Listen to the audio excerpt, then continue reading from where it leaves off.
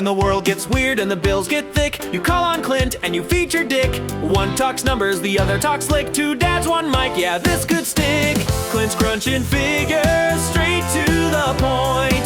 Dick's just here to laugh in the joint. It's the Clinterific Show. Featuring Dick. Dick's quick with a joke. Clint's got the math. Together they'll balance your checkbook and your laugh. They'll talk finance, fun, and fatherly fails with liquidity dreams and 401k tales. So grab your coffee, join us a ticket, the Clinterific Show, featuring Dick.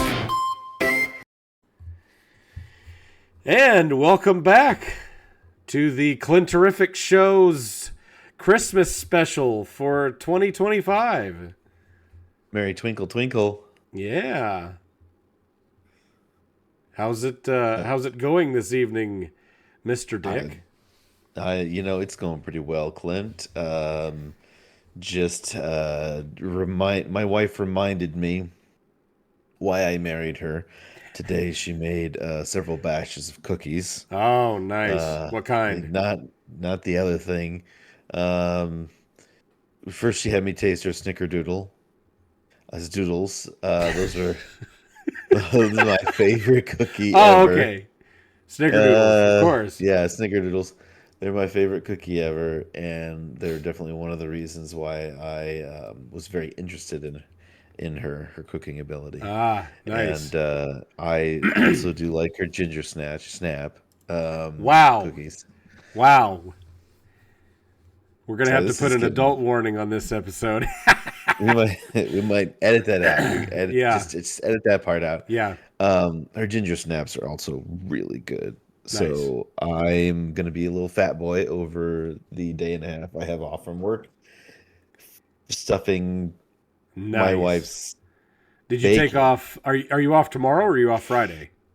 So my company, we have off at noon tomorrow and all day on Christmas, and I did not take off Friday, and I frickin' should have. Oh yeah. But I just. It's hard not to whenever Christmas falls on a Thursday. But also now at the same point, like, I don't have to deal with my kids on Friday. Speaking of kids. Oh. Yep. So, shall we? So that's an amazing segue into our first our topic for tonight. So I didn't give you any show notes, so this is going to be kind of a surprise for you this week as well. So this week we are going to do the 12 financial mistakes of Christmas. I love it. I'm writing these down, by the way. I'm taking better show notes, and this will be good. Good. So I know that the Christmas season, especially from a financial perspective, can be an enormous burden on families. Is this going to be like one of those put a finger down because I won't have any fingers left? Probably a little bit, but I would say that 2 toes. Some of these are very, very unique. Of this list that I've compiled for this segment. Obviously these are designed to help people plan better for next year, because hopefully, considering it's the 23rd as of recording date, that most of these you're not still even considering worrying about. But if it does help you tomorrow, great, Yeah. That being said, the likelihood of us having this episode recorded and posted before Christmas is unlikely at best. So so it probably won't help you this year anyway. The last one took. Yeah, the last one was a doozy. So yeah, it's all good. Here we go with the 12 financial mistakes of Christmas and bonus. Which way are we going? Are we going 12 to 1 or 1 to 12? No, we're going to start at 1 and go all the way up to 12. Okay. Yeah. So we're going to start at 1, and then we're going to do 2, and then go back down to 1, and then we're going to go to 3, and then back down to 1. And then, yeah, like the song. No, it's not a song. It's just we want to make sure that people. No, I'm kidding. We're not gonna go back and. I guarantee you, if people did have the dedication to sit through all that, they would never do any of these again, just out of sheer animosity towards hearing them over and over again. You guys suck. Yeah. Yep. So, mistake number 1 is. I'll just put it on the card. Ooh. So, yeah. A lot of people treat credit cards like it's free money because you don't have to pay for it right now. And anybody who's ever had any level of credit card debt is not understand that is not the case. And if you want your future self to thank your present self, don't start raking in a ton of credit card debt, especially during the Christmas season. It really needs to be, planned out accordingly in advance. And if you are going to put it on the credit card, that's great. Just make sure that it's paid off and you're not paying interest on it, for the next month. So you're saying it's okay to use the credit card? I mean, if you've got a good credit card that gives you points, that's a great idea. Just make sure. What I would actually recommend doing, and this is probably going to be a little bit too labor intensive, if that's what you want to call it, is getting a specific credit card that you use only for Christmas. Putting it in a safe and not using it for the rest of the year, and setting that credit card up with a limit of, if your budget is $1,000, that is all that's on that card. So when you start buying stuff and that card stops functioning, Christmas is over from a shopping perspective. So that's a real hard line to draw in the sand for yourself. That way you don't rack up enormous amounts of debt that you weren't planning on paying. So, I mean, okay. Yeah. And I'm sure everybody knows that holiday spending can quickly get away from you. Oh yeah. Yeah. So yeah, which and this is going to be a good segue into number 2, which is spending getting out of control. So, number 2 is paying $39.99 to expedite ship something that costs you $25. Yeah. Oh my gosh. Yeah, paying expedited shipping because you waited to the last minute is a horrible financial decision. You're costing yourself over double what that product cost if you just paid for it and let it ship to you when it shows up. But it's got to get here before Christmas, Clint. Yeah. Or else it's not a Christmas present. Exactly. Yeah, that's what we tell ourselves. And the thing that's interesting about this list that I've compiled is so many things on it are just it's you don't have to lean into the cultural myth of Christmas so much that you put yourself in the poorhouse to do so. So, okay, quick question for you on that though. So what about you say obviously you don't want to pay more for shipping than you pay for the item. So would it be a smart financial choice to do something like activate a Amazon Prime membership for a month or 2? Yes, so you get free shipping. I know that not everybody has an Amazon Prime account. We have one. We use it all the time. But yes, I would say that that's probably going to be a good idea, is to do something like that where you activate an Amazon Prime account, because typically for most products on Amazon, you're going to be able to get standard shipping rates and they'll show up within 2 days. Now, obviously, I live in a significantly more rural area because I live in the Northwest Arkansas region. So right, but you live down the street from Walmart. That's true, and that's something to take into consideration. Obviously, it's I don't have the same situation as somebody lives in New York City or the Dallas Fort Worth metropolis. Like you're looking at your situation, but ultimately what you want to try to do is aim towards keeping shipping costs as low as possible if you are doing a lot of your shipping online. And a lot of the places, you're not going to pay exorbitant shipping prices unless you're trying to make sure that it shows up before Christmas because you waited until December 21st to buy something and just want to make sure that it gets there for the 25th, Oops. Yeah. I forgot to get something for my brother-in-law. Yeah. And a good way, another way to avoid those crazy shipping costs is to set a hard shipping cutoff date. So when you're planning your budget for the year, say, okay, I am budgeting, let's say $1,000 total for our family Christmas this year. And that includes everybody's gifts from, close family all the way out to extended relatives, whatever. When you do that, say, okay, here's the hard shipping date. That's going to be December 15.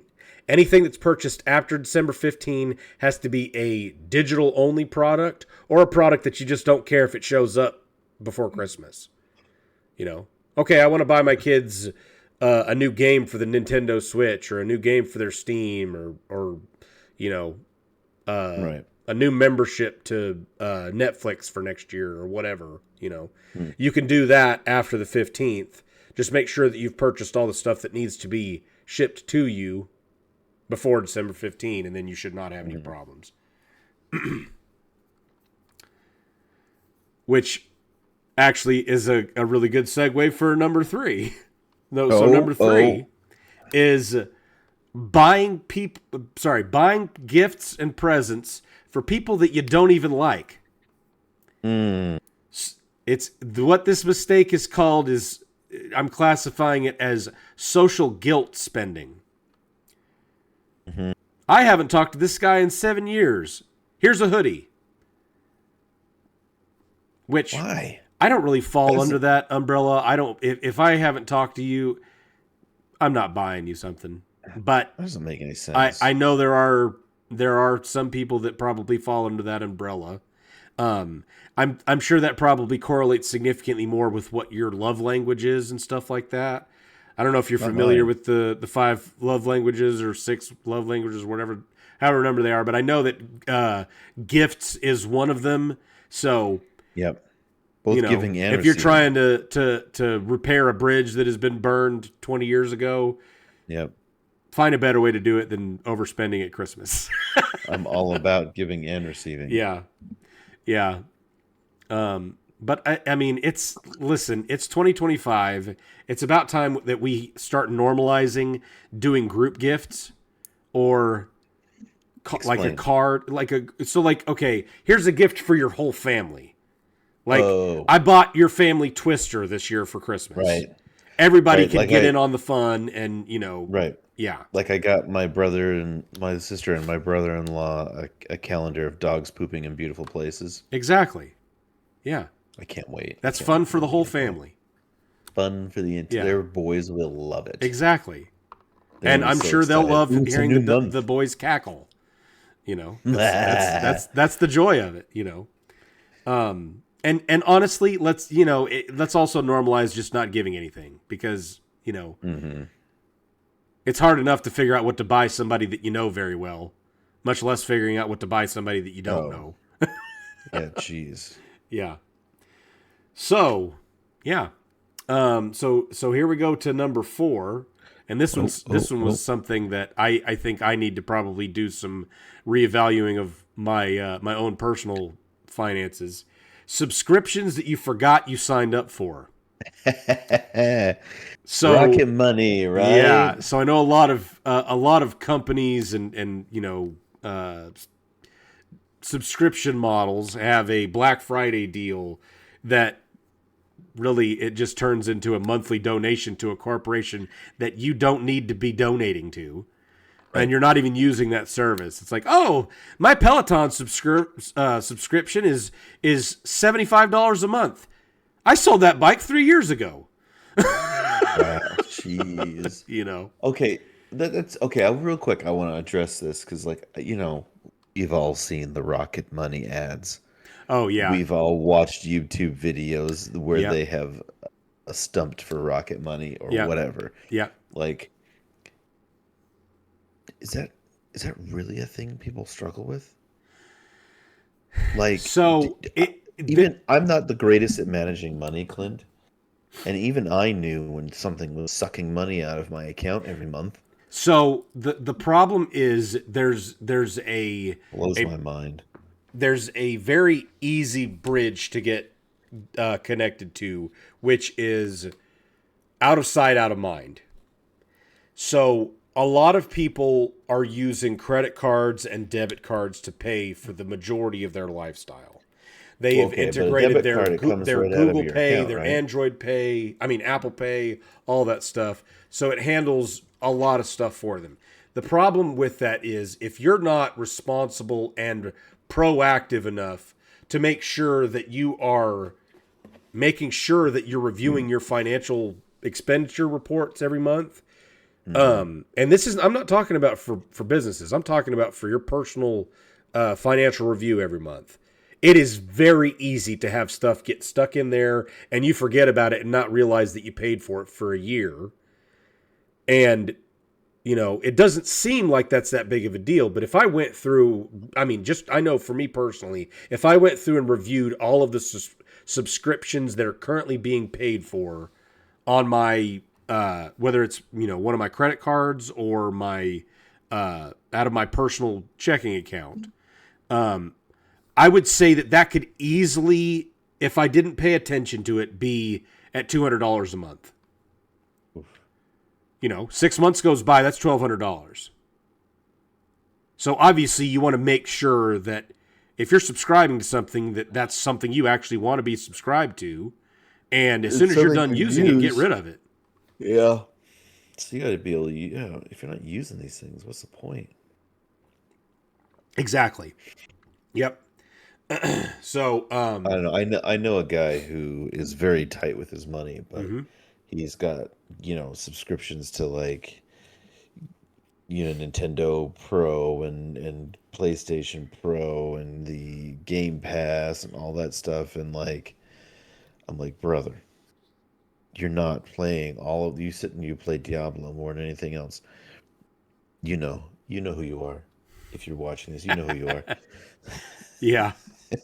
And it's just like you're such a Scrooge about everything. Yeah. But you have all these gaming subscriptions. Yeah. How the hell does that make any sense? So, and this is something that has started becoming more, I don't know if trendy is the right word. When you have, let's use the movie streaming services. So you've got Hulu, Disney, ESPN are all kind of one bundle now. You've got HBO, which is possibly being bought out by Netflix. Netflix is its own monster. There's Paramount and Peacock and all of this other stuff. Okay, so you take all those things into consideration. How many shows are you realistically watching at one time? Not all of them, obviously. So what people have started doing, and I would highly recommend creating a calendar for yourself to do something like this. So what you do is it's called subscription cycling. So let's say that January 1st that you've decided, okay, I'm going to watch whatever I want to watch on Netflix. So I want to see the newest season of Stranger Things, and I want to finish rewatching this show and that show and all that stuff. Okay, so I'm going to watch all of those, and when I get done, the next month I'm going to switch over to Hulu, Disney, ESPN's package. So I'm turning off Netflix, and I'm turning on the other one.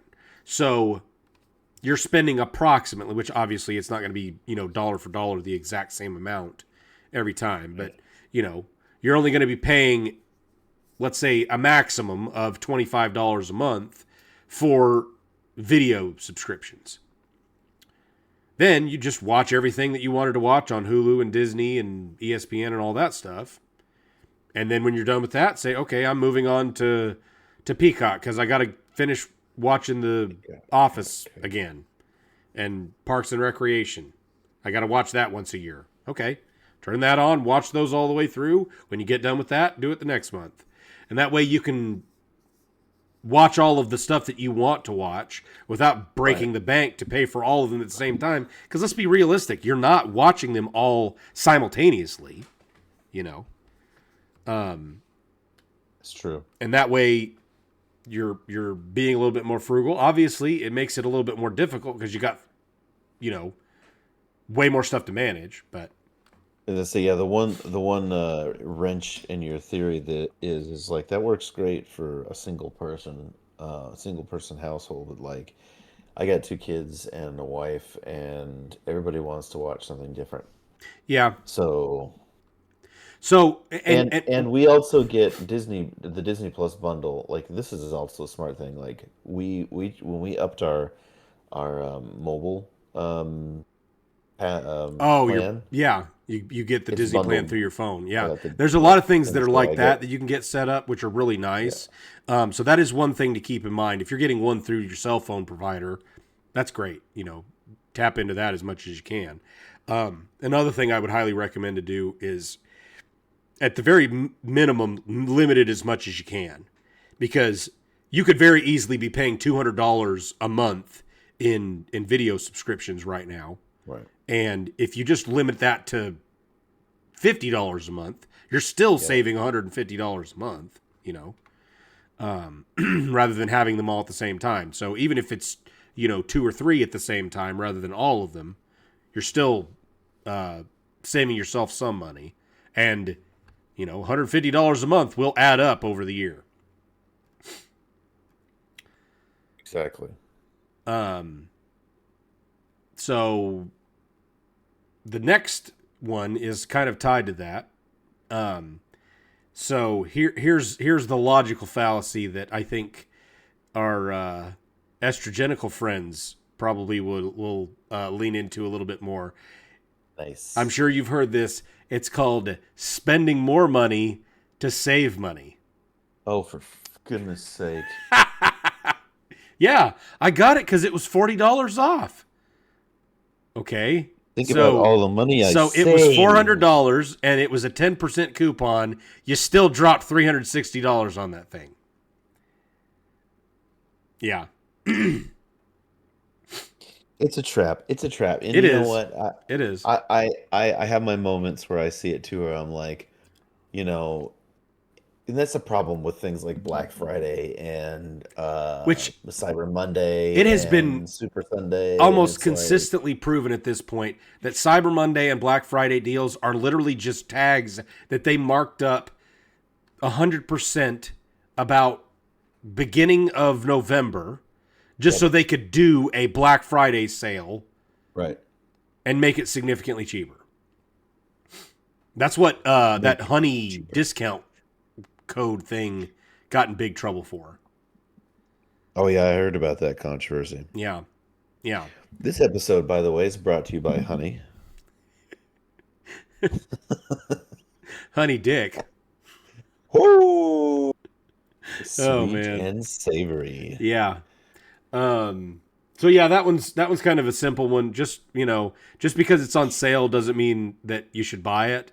And if you wouldn't pay for it, if you would not pay full price for it, it's not a deal. Ooh, that's a good quote. If you wouldn't pay full price for it, Yeah. it's not a deal. Yep. Because that's where they get you. It's like, well, this wasn't something I really wanted, but oh man, it's 5% off. Yeah. I'm saving 10 cents. Yeah. Exactly. So, all right. Hang on, I got to write that down. Yeah. Clintisms. Yeah. If you wouldn't pay full price, right? Yes. If you wouldn't pay full price for it, it's not a deal. It's not a deal. It's not. Not it's not. If you wouldn't pay It's full not a price deal. for it, Yes. it's Like, not. snot. It's not a deal. It's not a deal. It's not. Okay. Are you Yes. are you in 4th grade? Yes. Okay, that's what I thought. I mean, Moving I on. technically never graduated from 4th grade. We weren't going to bring that up this episode. Most people I don't thought we graduate agreed from on that. 4th grade. Most people don't graduate from kindergarten either. No. Stupidness. I graduated from kindergarten. That's so dumb. That's so dumb. Hey, you know what? No, I went to a it's school stupid. that rewarded Okay. mediocrity. Oh. Awkward. Drop a like in the comments and let us know if you graduated from kindergarten. I call it idiot school because kindergartners are idiots. Opposable thumbs. It's what separates us from the animals. And rectal thermometry. Sometimes.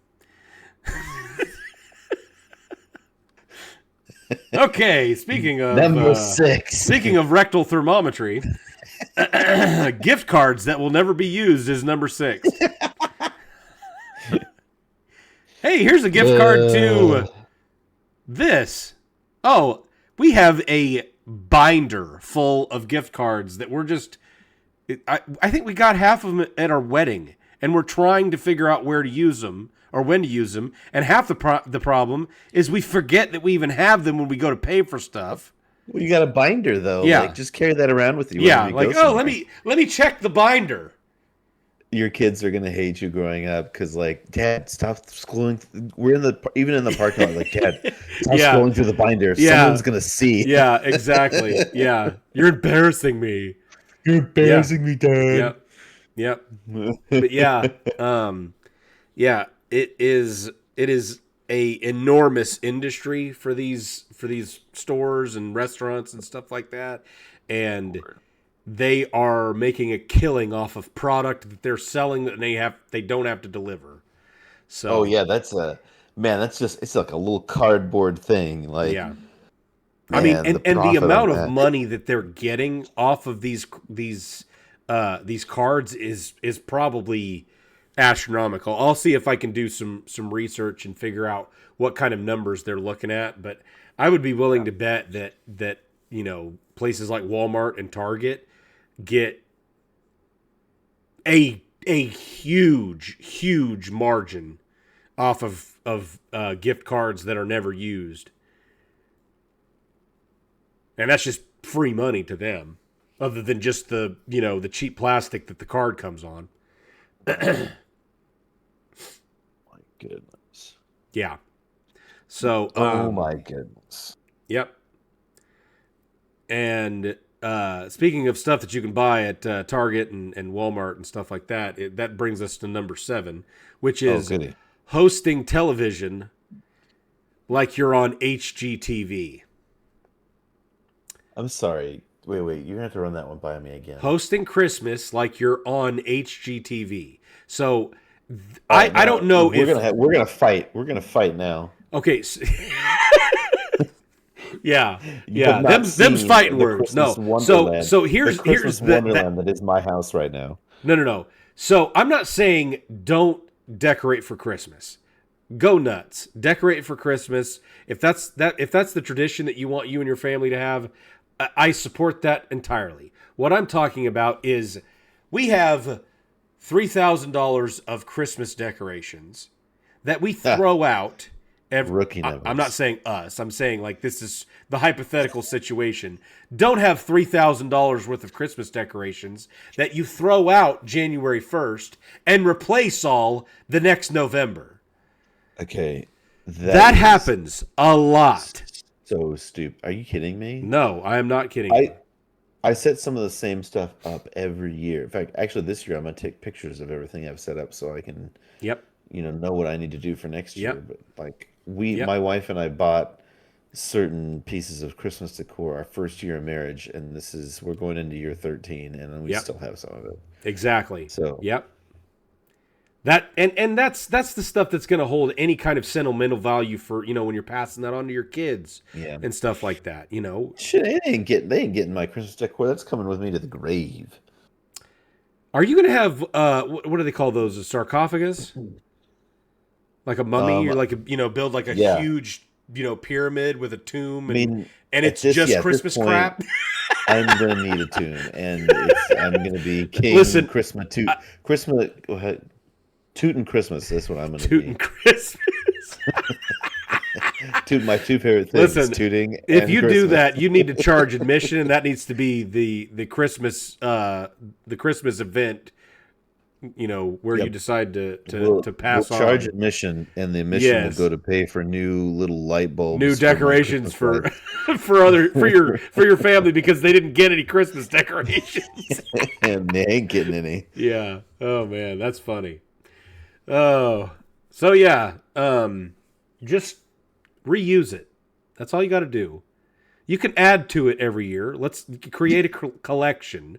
But man, I have Dollar Tree stuff that I have kept for longer than I've had some relationship. You don't, like I said, you don't have to finance the decorations and do a whole new house get up every year.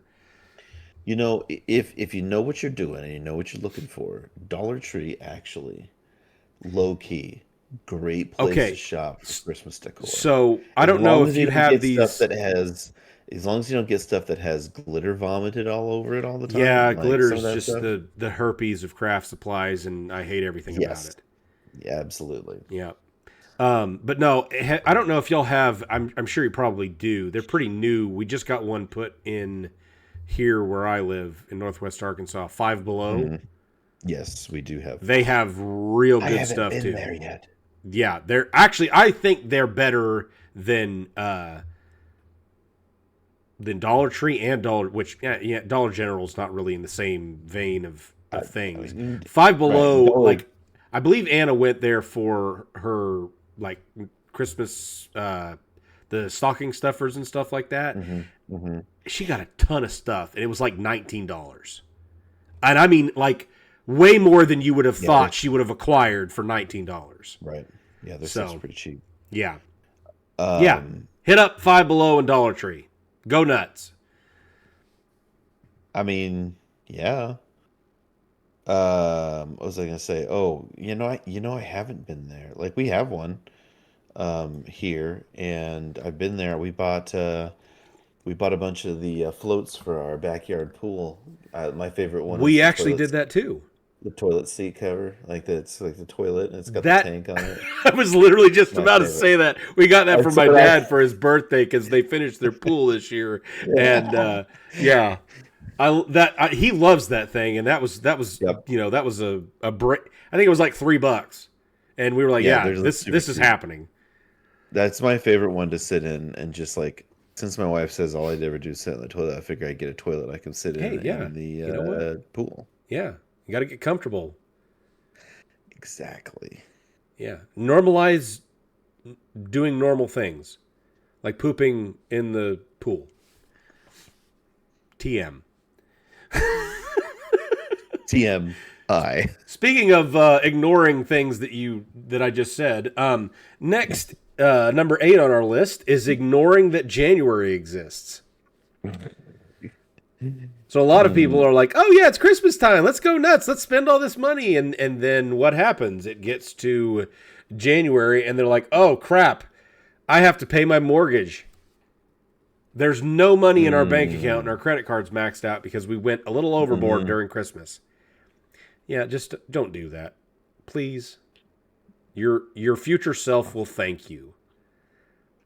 Okay, I won't. And that one's probably one of the more obvious of this list.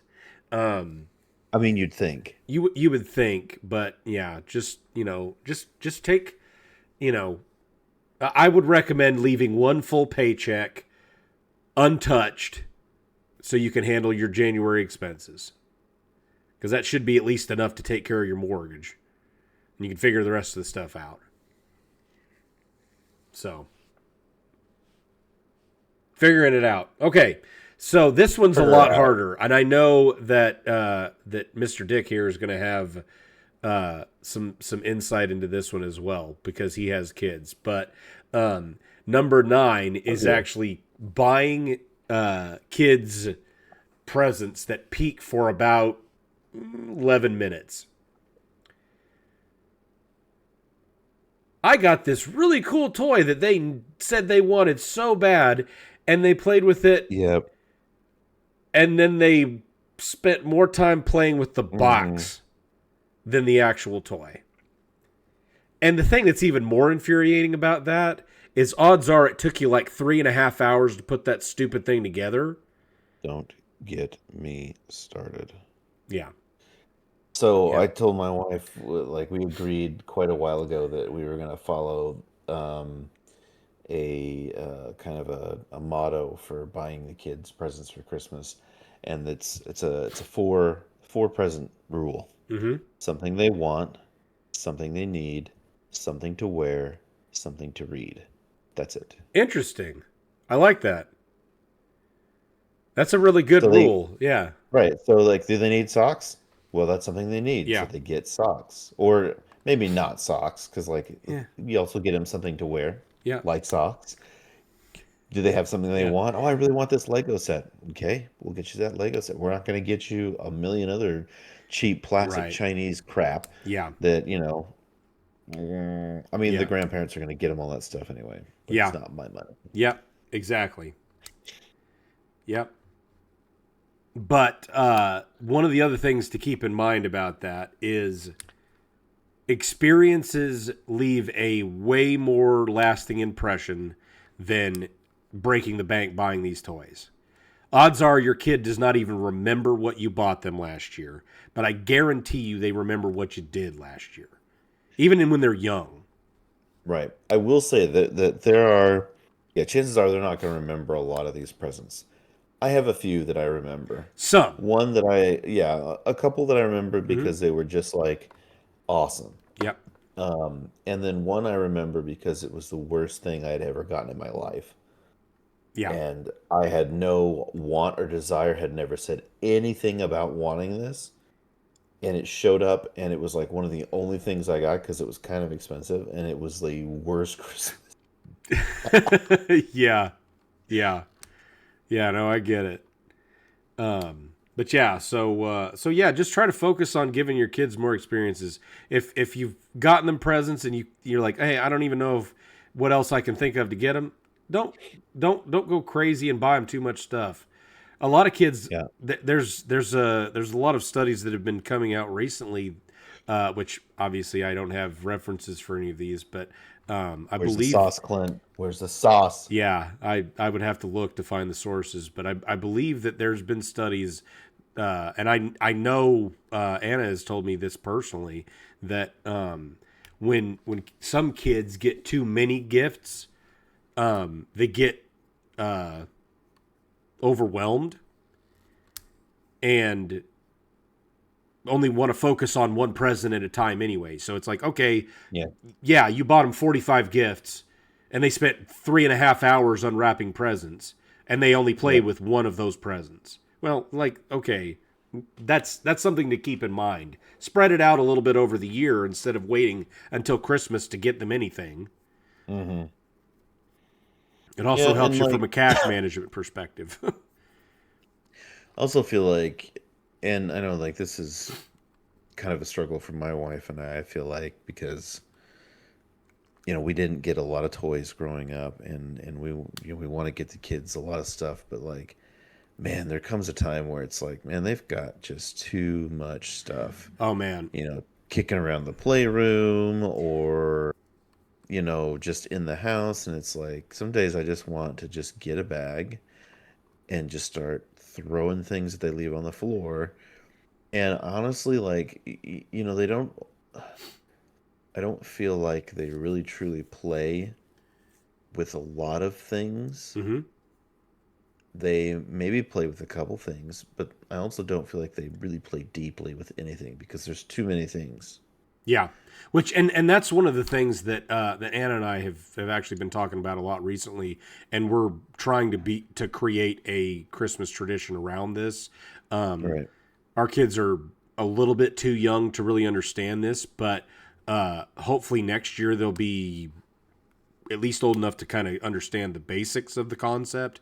Instead of just creating a ever-growing pile of garbage toys that they don't play with, when it gets to time to do your Christmas shopping each year, you have okay, we're going to be Santa Claus to some people, and we're going to donate, a third of our toys. We're going to go pick, all the toys that we don't play with anymore because they know what they are. I guarantee that. And we're going to go take those to donate to a local, children's shelter or something like that. And that way they get to be part of a tradition and be part of the giving and get into the spirit of Christmas, which is, really what it should be about anyway. And that way you're not accumulating toys to infinity until your toy room is so full they can't even walk in there. Right. So we're 3/4 of the way through the list. So we're coming up on number 10. This one is number 10 is holiday travel that requires a loan. Now, if you've been saving up for a trip that you just decided to take on Christmas, all power to you. Christmas is a great time to travel. That's one of those things that I was talking about from an experience perspective. Your kids are going to remember that. But if you're just like, hey, it's December 17, we're going to go on a cruise right now, and it doesn't matter what it costs, which honestly, you probably could get one cheaper waiting until the last minute because they're desperate to sell seats that haven't sold. But, traveling like that, if you're doing anything other than getting on a cruise at a discounted rate, you're probably going to be paying a significant premium for. So just don't go crazy and travel last minute. And if you're going to do it, just plan it in advance. Just save up for it and don't finance it. That's the fix. It's real easy. Number 11 is probably something that gets tied to number 10 a lot, and that is what we like to call emotional spending. Oh gosh. Yeah. Let's go crazy because I'm stressed out and I want to buy more stuff. I want to feel better because I made somebody else feel better. Yeah, because spending makes me feel good. Yep. Yep. There's that instant gratification that you get from buying somebody, even though they haven't even seen it yet, a present. So, I went to Bed Bath & Beyond and this candle is going to fix my childhood. Wait. What? No, it's not. What kind of candle is it? And they're selling it for $7?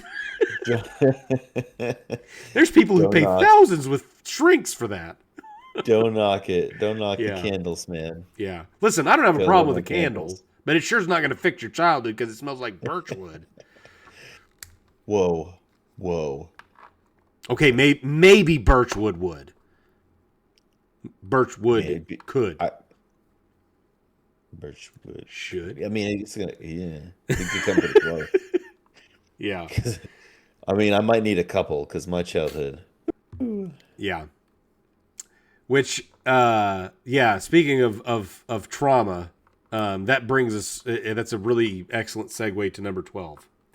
And number 12 is not talking about money at all. So do not make that mistake. To talk about money at all? No. You are supposed to. That's the mistake that people make is they get to Christmas and they just start spending money and they don't have conversations about how much they're wanting to spend or how much they can realistically spend or how much they can even afford or anything like that. Because especially from a marriage and children perspective, I like, it's like you were saying, when you grew up and you didn't get all the presents you want to be able to do that for your kids. That's great. It's very admirable that people want to give that thing to their child that they didn't get, and they want to give them that leg up that they didn't have, and all that stuff. But the reality of the situation is that, when you get married, and especially when you have kids, you both need to sit down and set some very realistic expectations about what should or should not be spent on Christmas, because you may both have very, very different perspectives on how much should be spent on Christmas. It's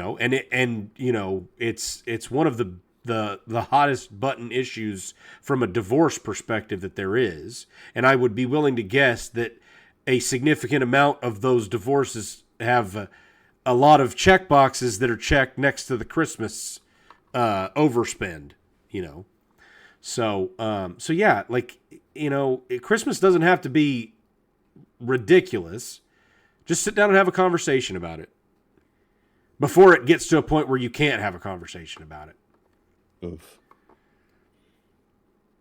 And honestly, it really should be a number that you both sit down and actually agree to, because if you don't agree to some level of a budget, then spending will get out of control and somebody's going to get pissed. So, yeah, those are the 12 financial mistakes of Christmas. And a partridge in a pear tree. Yeah. So hopefully that'll help some people next year. And maybe save somebody if I can get this video posted tomorrow. Yeah. So you heard it, guys. Talk to your wives about Christmas spending. Exactly. And why she's spending too much. Yep. Yeah. Yeah. Yeah. We all know which way this equation's going. I mean, my wife told husband me spends $25 on wife's present. Wife spends $2,500 on everybody else's present. Where's the spending problem? Oh, it's the husband.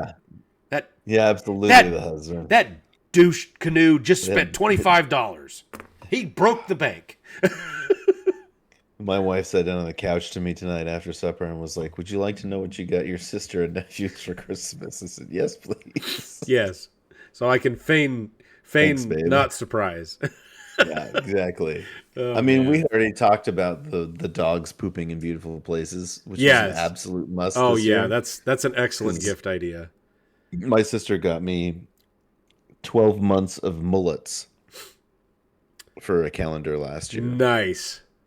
And I feel a little cheated because some of them repeated. I didn't get 12 individual mullets. It's hard to have original mullets. I mean, I'm pretty sure this is all AI generated. Probably. To be honest. Well, there's only like 3 original mullets. Yeah, but I mean, yeah, you're right. Oh man, they tried to dress him up, so that was fun. Nice. So, for this week, I thought about doing another flop or not. What was the movie that I was going to do? Oh, it was Christmas movies that people argue about whether they're Christmas movies or not. Which I don't know if you have any one specific in mind. There's one that really jumps to the head to the front of my mind. Well, the one that always jumps to the front of my mind is the first Die Hard movie. Exactly. Yes, that is which is a Christmas movie. Okay, so you're in that camp. See, yes, it's a Christmas movie. So I thought that was the camp that I was in up until about the last year, and I watched a video about it. And hear me out. This is why I changed camps. Okay, so the problem is if you remove the fact that it's Christmas, does it change the movie in any capacity?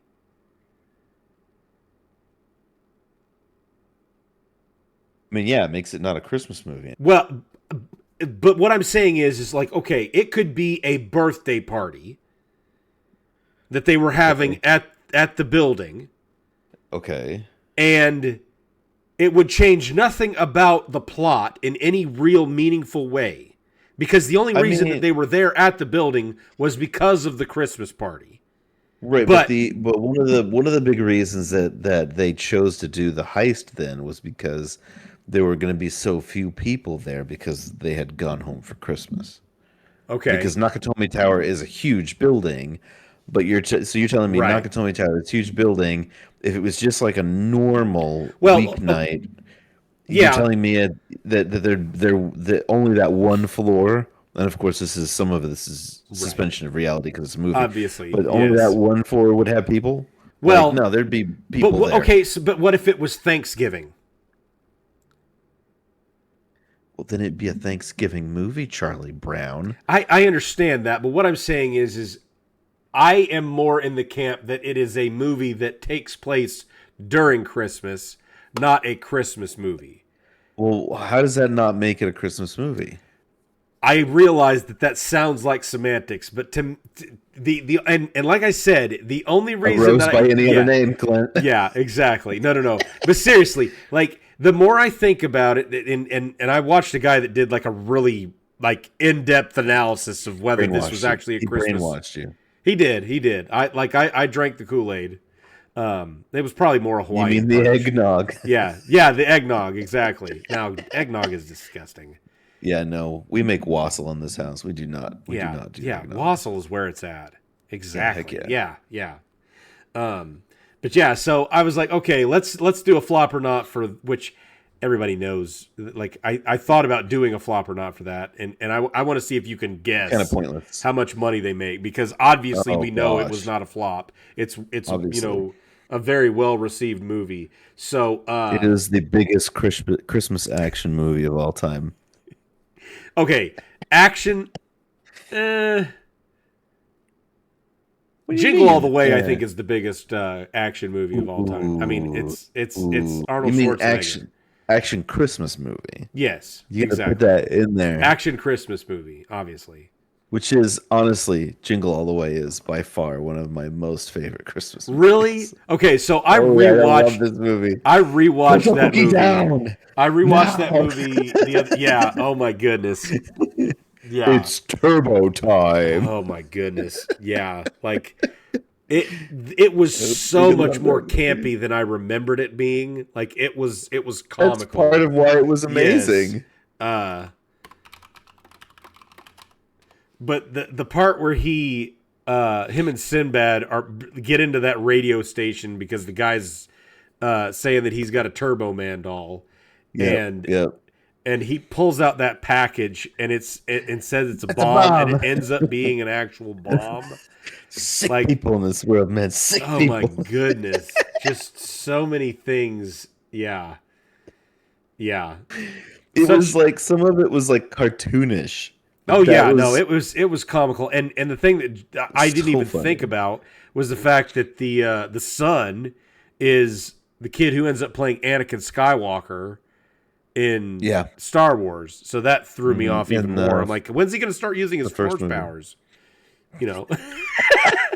Okay, what's the timeline on that? When did which come out? Okay, so Jingle All the Way was 1996, and then so Phantom Menace was 99, I believe. Okay. Wow, the kid doesn't look like he aged that much between those 3 years. I don't think he did, but if you look at him now, I don't think he looks like he's grown much since then. Well, I mean, that was like 30 years ago, man. No, what I'm saying is I think he had his growth spurt before Jingle All the Way, because the recent recent videos that I've seen of him, he looks like he's the same height. Oh, dang. Yeah. That sucks. Yeah.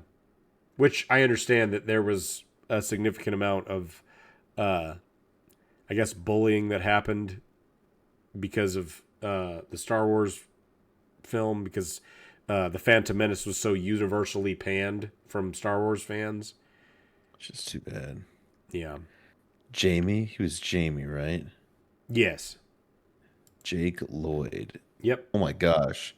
He does look like his face looks exactly the same, just with a goatee and a mustache now. Yeah. Yeah. It's one of those where it's Wow. like, if you looked at him in the movies and then you saw him now, it's like, oh yeah, that just looks like a small child with facial hair. you know? Like some people that look like when you look at him as a child and then you look at him grown up, they're like, oh yeah, you look significantly different. I barely recognize you. And then there's people like that where it's like, you look like you have not aged a day in 30 years. So, Wait, I was gonna do the budget and you tell me how much Die Hard and Jingle All the Way made. So, so we're gonna do. Hang on a second. So this dude was born in 1989. Mm-hmm. So then in Jingle All the Way, this is in March. He was born in March. He would have been 7. 7, yeah, probably 7, 6, because probably 6. It released in December of '96, so it's likely during recording that he was about 6 years old. And then he would have been like 9, 10 in Phantom Menace.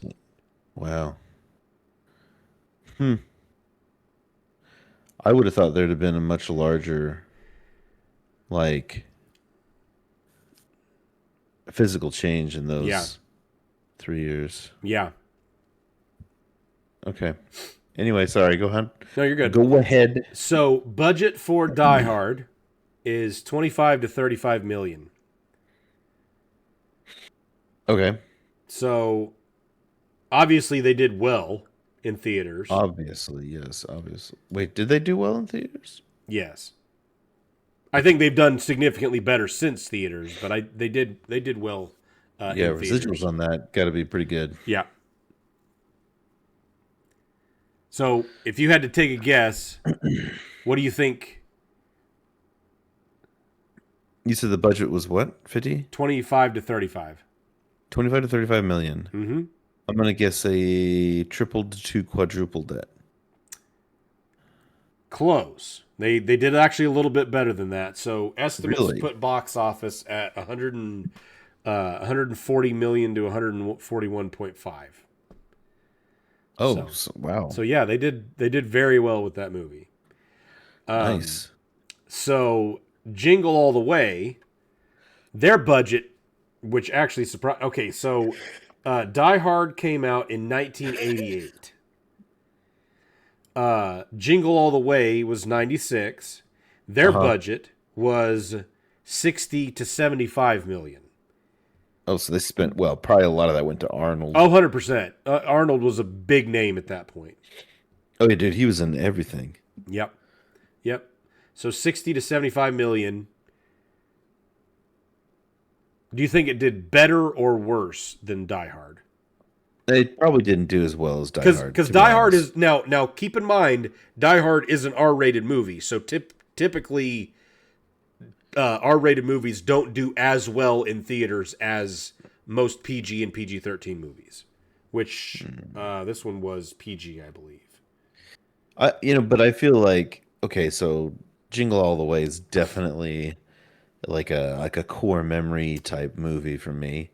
And like for us, like our generation growing up, but I feel like Die Hard has some of that, like it's had better longevity. Its tale's a little more timeless. Than Jingle All the Ways, because if you watch like Jingle All the Way, some of that comedy doesn't hit with the newer generations like it does with us. Yeah, when he goes into the radio station and he slams him into the wall with all the cassette tapes. And he's like, there's a word some of our audience won't even know either. Like, what is a cassette tape? Yeah, exactly. Those are the things that was the precursor to CDs, which is the precursor to your little iPod. Which iPods don't even exist anymore, technically. Nope. Yeah, I got a bunch of MP3s that I can't do jack with anymore. Yeah. Anyway, but yeah, okay, go ahead. So I don't think it did as I would say it. I want to say it at least doubled its budget, but I don't think that it did as well as Die Hard. That was almost exactly right. So it was right at 130 million that it boxed office. Oh, nice. Yeah. It did better than I thought it did, because I watched that movie I'm fairly positive I only watched it once when I was a kid. I think we went and saw it in theaters. And I remember thinking it was funny, but I don't remember watching it ever again since then. Because when I watched it the other day, I could not remember any of it. So. Oh, really? Man, I have it on DVD. Yeah, I could not remember. DVD. Like I mean, I remembered that I completely forgot that Jake Lloyd was in it. I completely forgot that Sinbad was the guy that he was fighting the whole time, and then the whole action battle sequence when he gets the suit on and this was the part that I had such a hard time with. When he finally gets over there and Jamie walks right up to his face. Like, the Turbo Man costume is not a ton of makeup. It is literally a yellow visor that goes about down to here. And he has no clue, including his mother. Like, this is Arnold Schwarzenegger's wife in the movie, has no clue that this is her husband standing there in the Turbo Man costume. I'm like, really? Like, you couldn't connect those dots, you know? But yeah, I had a harder time with that one. But it was funny. Him getting in a fight with that stupid deer that his neighbor buys was pretty funny. It was the reindeer. Yeah, it was the reindeer. Yeah, the reindeer. Yeah, exactly. But punches it. Yeah, when he knocks it out in the house. Yeah, and then it finally they're cool after that, you know. Oh my gosh. Yeah. Dude, it's such a classic movie. Yeah. Oh my goodness. Yeah. So the film draws inspiration from the high demand for Christmas toys such as the Cabbage Patch Kids and Mighty Morphin Power Rangers. That was one thing that I did remember clearly, was the sheer chaos that erupted when the toy stores opened.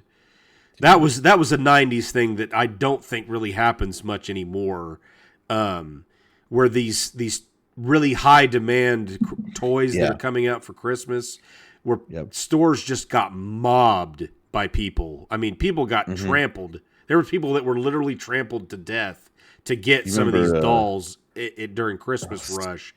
And it's just like, I didn't understand it as a child. There was not a single toy. I mean, like the toy that I wanted more than anything, which you can call it a toy, I wanted a Super Nintendo.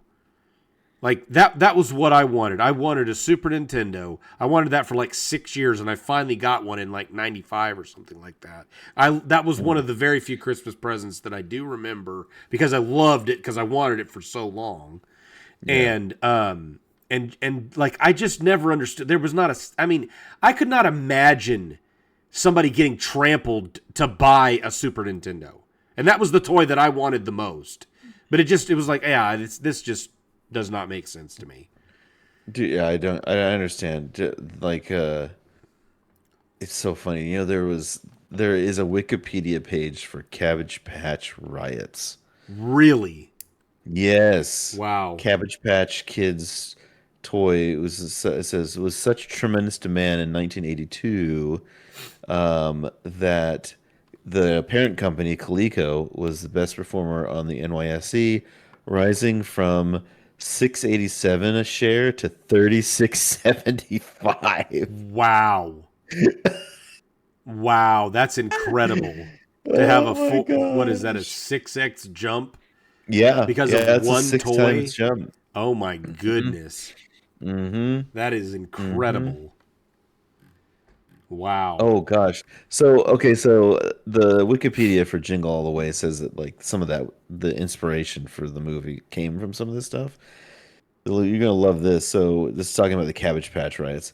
In Milwaukee, radio DJs jokingly announced that a B-29 bomber would drop Cabbage Patch Kids dolls at County Stadium, which prompted 24 people to follow their facetious instructions and stand in the -2-degree wind chill holding catcher's mitts.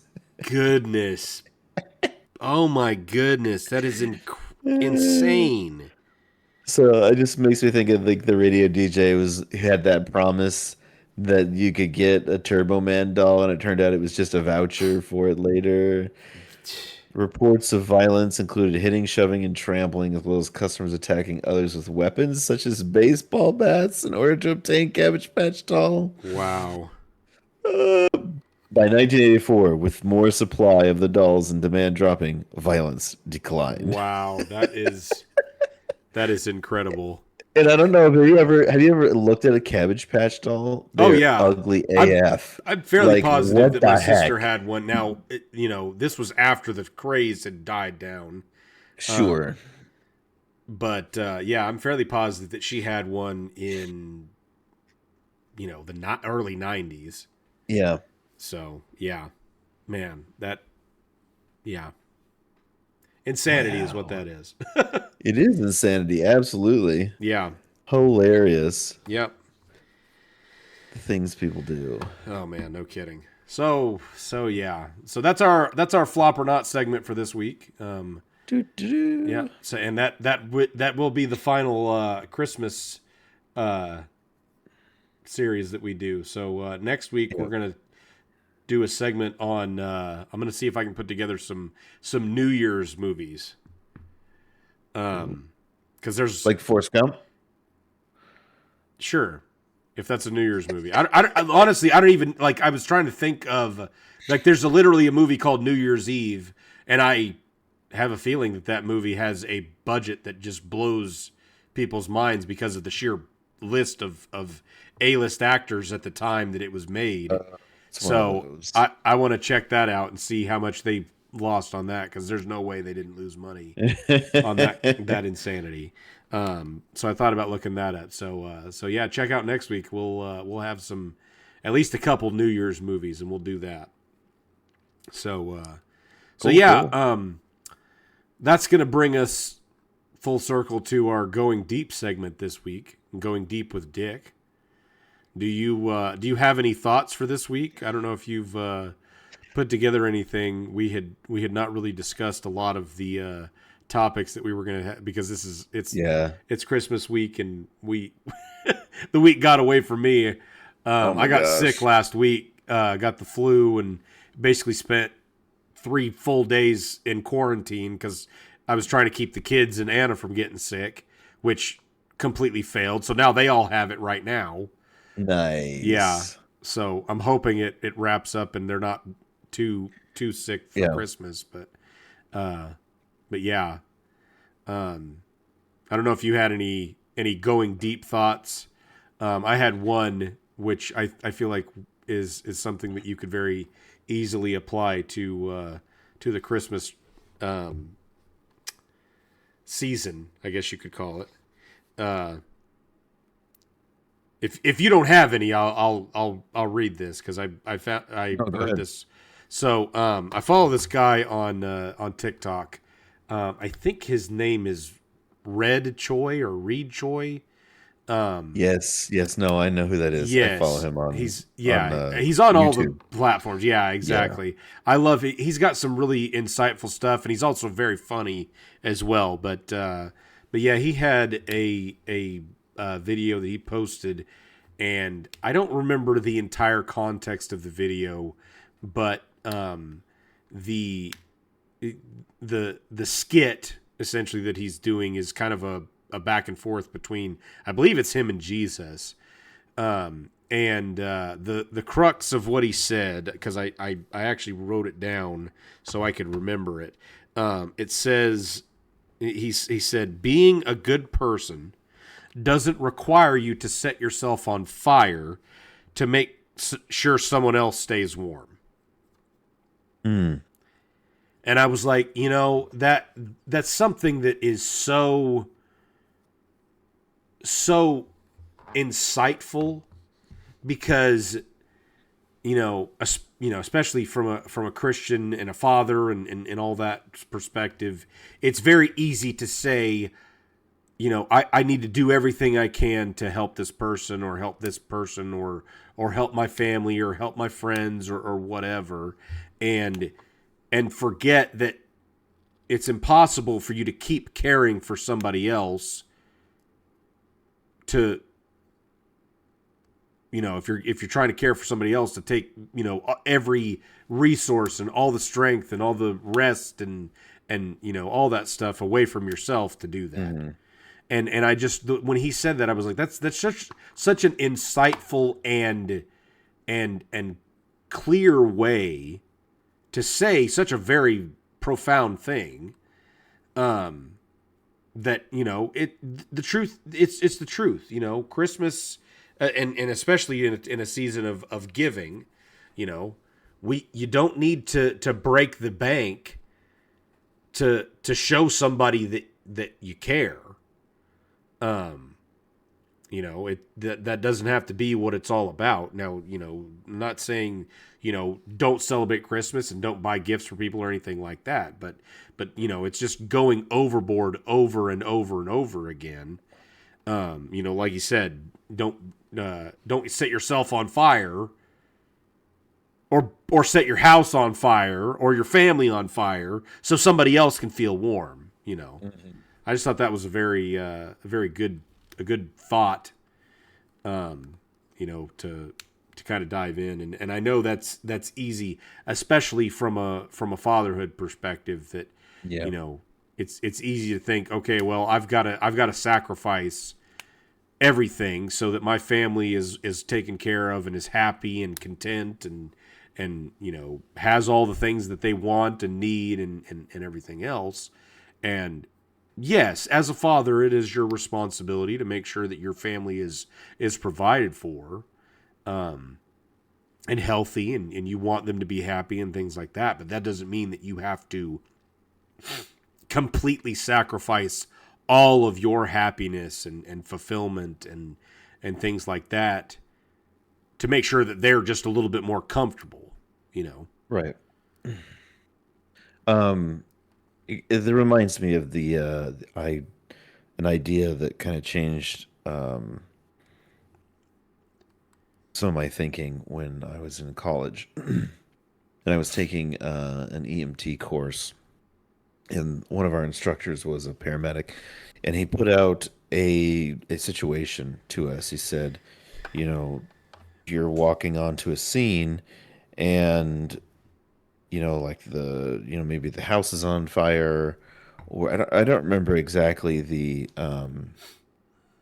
scenario he gave, but it was obvious that the situation was already dangerous going into it, and there was someone on the other side of that danger that we needed to help.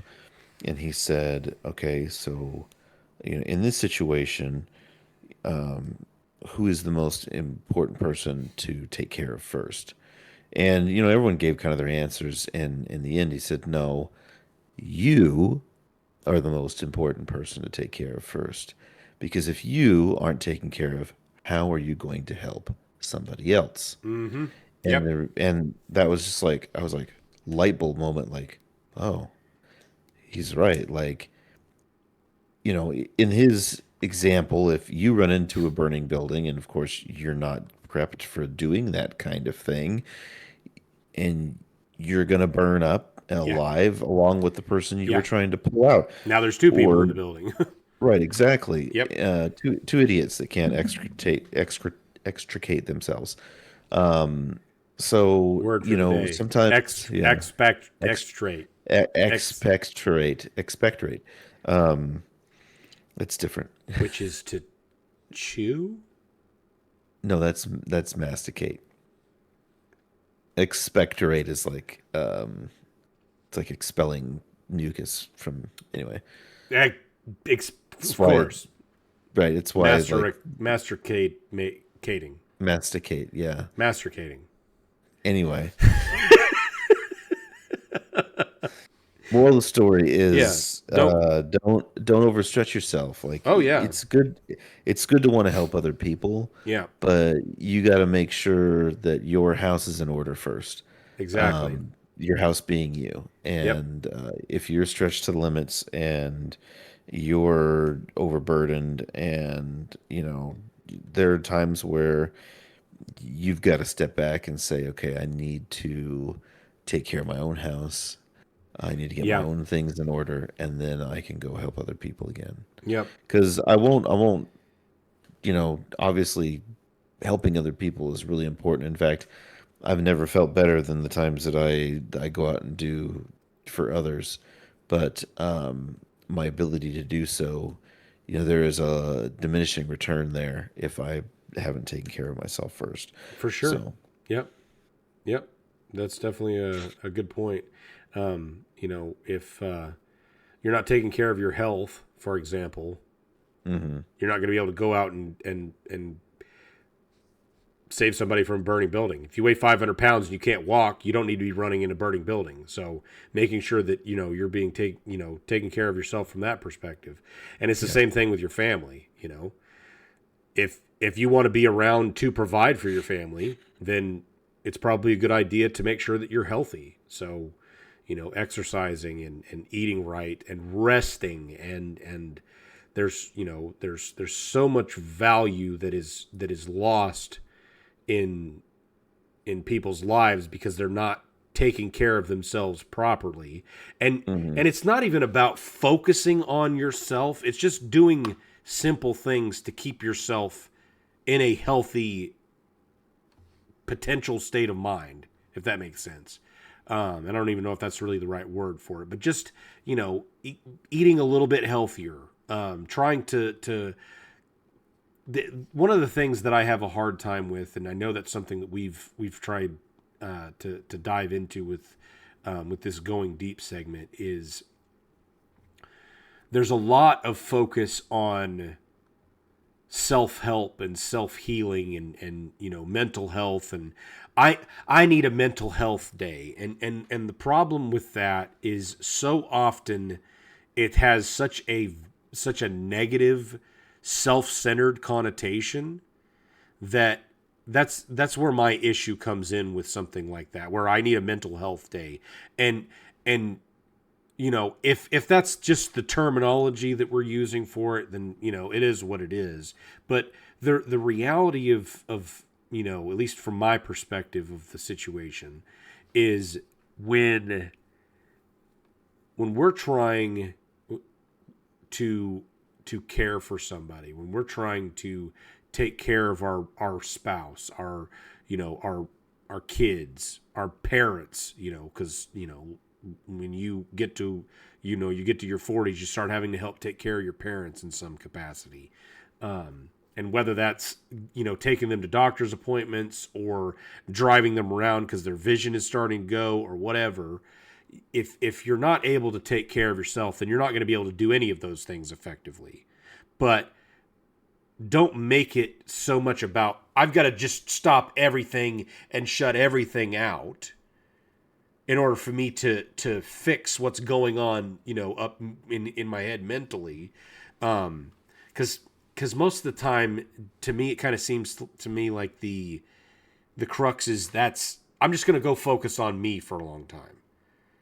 And is that really what you need to be doing? Or is it more of I need to take a step back, regather my thoughts, take a breath, go take a 30-minute nap. Let me get back into the groove of things. And then I'm capable of going and showing up to my kid's soccer game and cheering at the top of my lungs, or taking my parent who can't see or something along those lines. And focus on improving things a little bit rather than getting to a point where you're so beyond exhausted that you have to take a month off from everything and get no contact with anybody to even get to a place where you're functioning. Because I know that's where a lot of, especially men and fathers get, is, they've basically been told their entire lives that their feelings and their thoughts and things like that just don't matter. They're irrelevant. And while that is taught to us, that's not the truth. And I will say I have been incredibly blessed from a family and friend perspective. I have a great network of friends that I would consider close friends that I can lean on, and if I had something that I was struggling with, obviously I'm talking about you. I've got other friends that I could just sit down and say, hey, I'm struggling right now. Can you have a conversation with me and help me come up with a game plan here, or just, listen, let me talk to you about something. Because having that kind of a support network and people that genuinely do care about you, and honestly, for men, I think that we would be surprised at how many men actually would be willing to fall into that role for us. Just say, hey, I need a friend. Like, let's get together and go eat dinner, and hang out for an hour, or go see a movie or something like that, and just create generate a friendship kind of out of nothing. I think you'd be surprised how quickly some men would just be like, yeah, I'm a support group for you. If you want to talk to me about something, yeah, let's talk. I've got my struggles and you've got yours. Let's help each other. I think there's, like I said, I think there's a lot more men out there that would be willing to do it. And if you're watching this and you don't have any kind of a friend group that you feel like you could reach out to, shoot us a message or like, post comment, a comment. subscribe. Yeah, dude. Yeah. Oh, no. Oh man. Yeah. That was something that I tried to swear that I would never do is beg for likes and subscribes and comments and all cringy. that stuff. It's so cringy. Yeah. Pound and bang the shit out of that like button. Okay, yeah, you're not making it better. Fondle that subscribe button a little bit. Just give it a little tickle. Oh man, but yeah, if you do reach out to us, I've got some time, not a lot, but we'll make time. Yeah, but anyway. Well, I think that's everything for this episode this week. So I don't know if you had any more thoughts in our going super deep segment with Dick, but we might have to change it next week to going balls deep with Dick. But we're already to the walls. I'm not sure we're gonna get much deeper. Yeah. Oh goodness. Yeah. Anyway, the only thing I'm gonna be getting deep into right now is bed, because I am. Yeah. I'm exhausted. Yep. I had a delay that kept me from getting here on time. So yeah, thank you everybody for sticking around and checking out this episode this week. And I'm still working on getting connected with a time for us to do our interview with the lawn tools. I know he had the big tool himself. Yeah, the big left. I think it's the left tool. I can't remember. Wait. Oh, okay. Yeah. Yeah. But yeah. So yeah, stick around and check that out. Hopefully, we'll be able to do that here in the next few weeks. And yeah, everybody have a Merry Christmas and Merry Christmas and a Happy New Year. And massage that subscribe button if you want to. Yeah.